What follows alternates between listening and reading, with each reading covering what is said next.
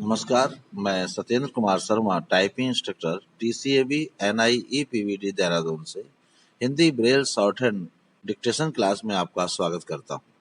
तो शुरू करते हैं। हिंदी डिक्टेशन गति 80 शब्द प्रति मिनट। कला का उद्देश्य किसी कार्य को कौशलपूर्ण ढंग से करने को ही कला कहा जा सकता है। तबले पर हाथ से कोई भी आवाज़ निकाल सकता है, लेकिन कलाकार के रूप में तबला वादक स्वर वैचित्र्य से युक्त संगीत सृजन करके श्रोताओं को जिस प्रकार मंत्र मुग्ध कर लेता है, वह सबके वश की बात नहीं। किसी वस्तु या दृश्य को देखकर हम उसकी अभिव्यक्ति दूसरों से करना चाहते हैं, पर कर नहीं पाते। एक चित्रकार यह कार्य कर ले जाता है क्योंकि वह चित्रकला में दक्ष है।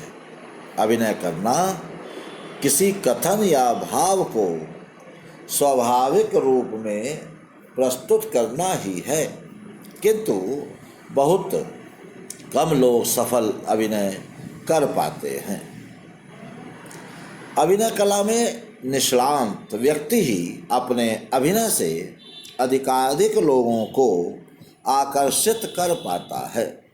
कहने का तात्पर्य यह है कि कोई कार्य कला के क्षेत्र में तभी प्रवेश कर पाएगा जब उसमें कुछ चमत्कार या वैलक्षण्य विद्यमान हो। किंतु कला की श्रेणी में आने के लिए किसी कृत्य में मात्र कौशल या वैलक्षण्य ही होना आवश्यक नहीं है। इसके लिए सौंदर्य का पुट भी होना चाहिए। एक चित्रकार एक कुरूप व्यक्ति का चित्र बनाए तथा दूसरा चित्रकार एक सुंदर व्यक्ति का चित्र बनाए, तो समान प्रतिभा होने पर भी सुंदर व्यक्ति का चित्र लोगों द्वारा अधिक सराहना की दृष्टि से देखा जाएगा।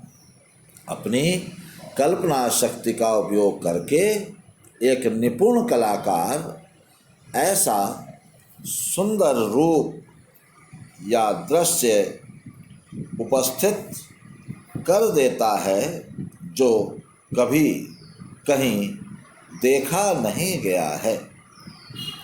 कला की एक विशेषता यह भी होती है कि यह मनुष्य की बुद्धि की अपेक्षा हृदय के अधिक निकट होती है।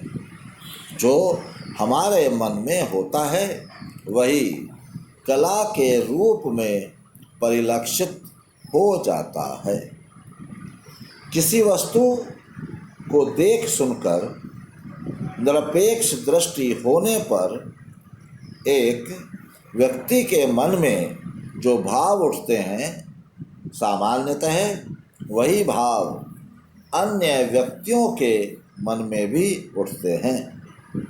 अपने मनोभावों अथवा अपनी पसंद को व्यक्त करने पर भी इस तारतम्य के कारण कलाकार विश्व के हर कोने में प्रशंसा की दृष्टि से देखा जाता है, जबकि बड़े से बड़े उपदेशक कुछ शिष्यों और समर्थकों तक ही सीमित रह जाते हैं। कला अनात्मा पर आत्मा की छाप है। कला द्वारा मनुष्य अपनी अभिव्यक्ति करता है, अपनी वस्तु की नहीं। कलात्मक वस्तु की परीक्षा हमें उस बिंदु पर ले जाती है जहाँ उसकी अंतरंग व्याख्या प्रारंभ होती है। प्रत्येक की कला वस्तु किसी मनोभाव का स्थूल प्रतीक होती है। सच्ची कला का रूप और संदेश शाश्वत होता है। उसकी सौंदर्य भावना खलती नहीं। उसके लावण्य की ध्वनि फिर फिर कर मन को झंकृत कर देती है। कलाकार के मन में जो प्रेरणा आती है